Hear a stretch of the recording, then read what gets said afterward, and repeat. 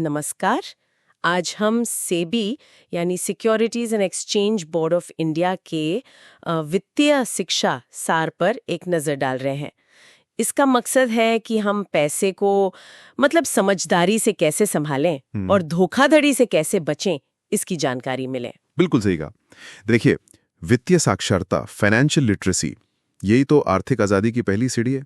और सेबी के सार में बचत है, निवेश है, टैक्स बचाने के तरीके, रिटायरमेंट प्लानिंग, सब जरूरी बातें हैं। हाँ, तो चलिए फिर शुरू करते हैं। जी। सबसे पहले बात आती है प्लानिंग की। वित्तीय साक्षरता और योजना। सेबी एक बहुत सीधा सा सिद्धांत बताता है। हाँ, वो वाला, आमदनी घटाओ, बचत बराबर खर्च। बिल्कुल, पहले बचाओ फिर खर्च करो, और अपनी नेटवर्थ जानना भी जरूरी है ना? जी हाँ, नेटवर्थ यानी आपकी कुल संपत्ति, और उसमें से आपकी देनदारियां घटा दें।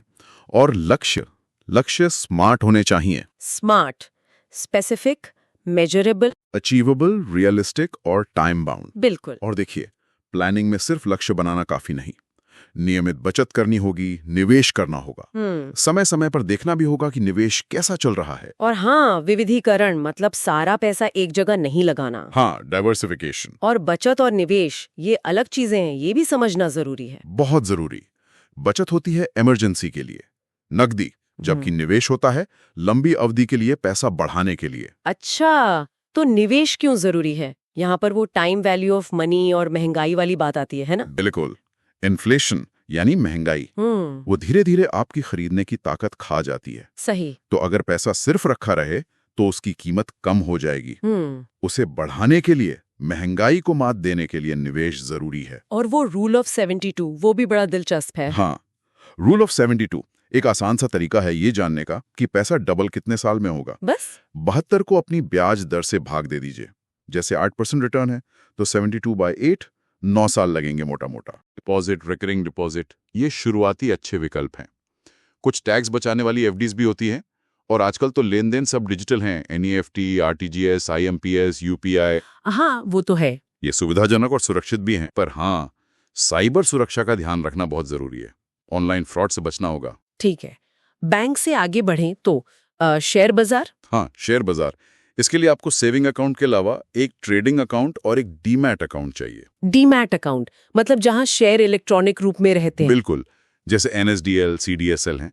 ये सेबी रजिस्टर्ड ब्रोकर और डिपॉजिटरी पार्टिसिपेंट के जरिए खुलते हैं।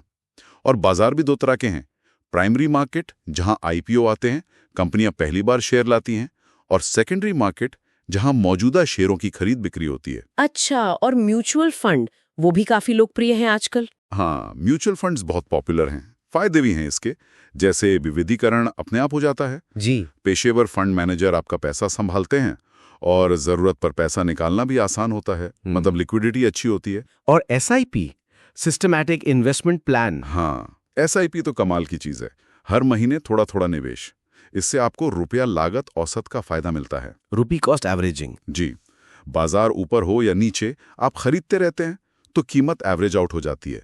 और कंपाउंडिंग की शक्ति, ब्याज पर ब्याज, वो तो है ही। सही बात है। अच्छा, इनके अलावा सेबी के सार में और क्या है? कमोडिटीज, बीमा। हाँ, कमोडिटी डेरिवेटिव्स मार्केट का जिक्र है। वायदा कारोबार, ऑप्शंस, ये जोखिम प्रबंधन के लिए हैं। और बीमा तो बहुत जरूरी है, जीवन बीमा, स्वास्थ्य बीमा, इसे IRDAI रेगुलेट करता है। और पेंशन योजनाएं जैसे NPS। बिल्कुल, रिटायरमेंट प्लानिंग के लिए NPS जैसी योजनाएं हैं। बहुत जरूरी है भविष्य के लिए सोचना। हाँ, वो तो है। और सरकार की भी कुछ योजनाएं हैं ना? जी हाँ, PPF यानी पब्लिक प्रोविडेंट फंड, बेटियों के लिए सुकन्या समृद्धि योजना, वरिष्ठ नागरिकों के लिए SCSS, ये सुरक्षित निवेश हैं और इनमें टैक्स लाभ भी मिलता है। टैक्स लाभ की बात आई तो धारा 80C के तहत 1.5 लाख तक की छूट मिलती है। हाँ बिल्कुल, सेक्शन 80C के तहत 1.5 लाख रुपए तक के निवेश पर। इसमें PPF, ELSS म्यूचुअल फंड, बीमा प्रीमियम, ये सब आ जाते हैं। ये जानना बहुत जरूरी है। अच्छा, अब सबसे अहम बात, धोखाधड़ी से कैसे बचें? ये सबसे जरूरी है। देखिए, पॉन्जी स्कीमों से बिल्कुल दूर रहें।